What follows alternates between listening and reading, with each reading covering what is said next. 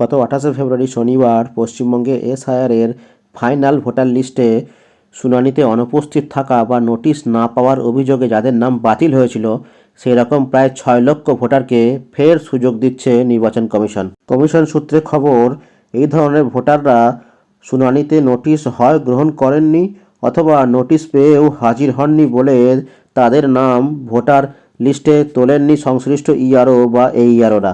এই ভোটারদেরকেও ফের under adjudication এর আওতায় রেখে নথি জমা নিয়ে তার নিষ্পত্তি করার ব্যাপারে একটা পরিকল্পনা করছে নির্বাচন কমিশন। ইতিমধ্যেই আন্ডার অ্যাডজুডিকেশন তালিকায় রয়েছে 60 লক্ষেরও বেশি নথি। কমিশনের তরফে জানানো হয়েছে, এই সমস্ত অভিযোগ নিষ্পত্তির দায়িত্বে থাকছে বিচার বিভাগীয় আধিকারিকদের উপর। তাদের পর্যবেক্ষণ ও শুনানির ভিত্তিতেই চূড়ান্ত সিদ্ধান্ত নেওয়া হবে।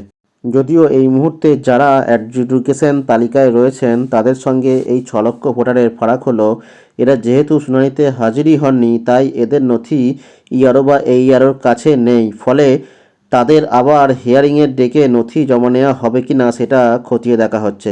পাশাপাশি এই জুডিশিয়াল অফিসাররা যেহেতু সুপ্রিম কোর্টের নির্দেশে কাজ করছেন, তাই নতুন করে এই 6 লক্ষ ভোটারের নথির নিষ্পত্তি করতে হলে বিষয়টি আদালতে আবার জানাতে হবে।